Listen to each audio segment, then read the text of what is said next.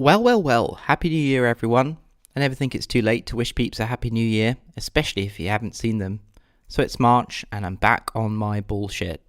Making, as Mikey put it when I saw him in Melbourne, another audio letter to my friends, which I thought was a wonderful way to describe it. I hope you all still want to listen after such a long break away. As it's a new season, let's roll out the new theme tune, named tentatively Brexit Anthem. This is episode 1901 of 301 Permanently Moved, a personal podcast 301 seconds in length, written, recorded and edited in 1 hour by me at the J-Man.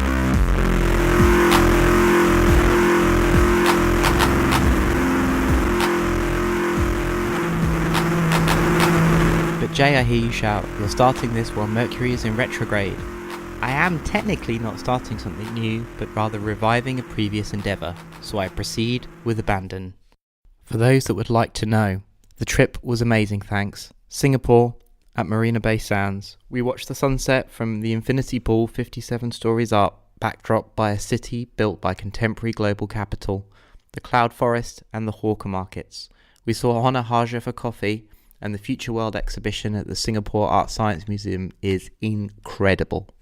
We spent 3 weeks in Bali, not so much eat, pray, love, as eat, drink, bintang, and sleep. And there were some incredible moments. Drinking and eating with friends at an Airbnb in the rainforest, each morning in Barat National Park with deer sitting on the rocks outside our beach house at low tide, the sound of rain as it sheets across the rainforest, the shift in tones of the cicadas before a storm, the tasting menu and cocktail pairing we had at Locavore in Ubud, haggling in the markets and relaxing on paradise beaches of black and sometimes brilliant white sand. Seeing the Menjangan Island reef, thus far spared from bleaching, so many colours and so much movement, it was so hard to know where to look. All the time while swimming through plastic. To create the experience, throw 5 crisp packets into a bath and use a snorkel. Jetstar really is the worst airline in the world. In Australia, we saw the bleached white bones of the barrier reef and watched many people get seasick. We took the cable car over the jungle in Cairns. We drank insane cocktails in a hidden pit bar in Sydney, and we obviously did the zoo and took the obligatory tourist photos. The fire spared the good Gordon White's farm, so we spent several days there. Good food, company, conversation, and hospitality. I recorded an episode of Occulture podcast on Solarpunk while our star was there with him, link in the show notes.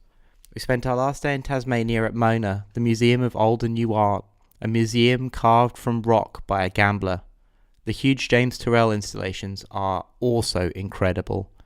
A must-visit place if you are ever on that side of the world, and there is no excuses. Illness stuck in Melbourne, but I did manage to catch Mikey and Corey J. White from Nothing Here. We had vegan food and good chats. I ate some ridiculous hipster breakfast in Melbourne too. It's a city that's trying a little too hard, but at least the food is good. And lastly, we saw the good Dr. Kane and the lovely Vale in Perth, a city of suburbs and mining money, paradise beaches 30 seconds away, the desert pinnacles and 2 rocks. So anyway, that's about all I have to say about my holiday, in public anyway, for fear of this becoming some sort of influencer show or something. If you want to know more, drop me a line and we'll go for a dinner or a drink and I'll tell you more. Anyways, I'm glad to be back. Though making this seems to be a bit of a struggle, I have a new mic and I'm still learning its profile.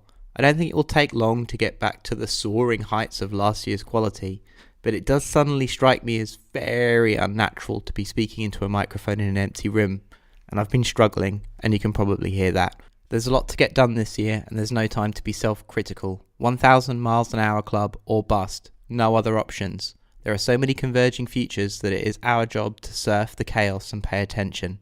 Survive to 2025 is the line that I'm going to be using this year. The medium term looks grim, but I'm bullish on the longer cycles. We'll see if the culture wars become actual wars. Wild bands of app users roving the streets on behalf of their meme warlords. Permies and solarpunks avoiding imperial entanglements, gardening amongst the edgelands of state control. One of the things that I have noticed since coming back to London is just how much unpleasantness there is everywhere. You can feel the psychic misery of the country as soon as you get off the plane.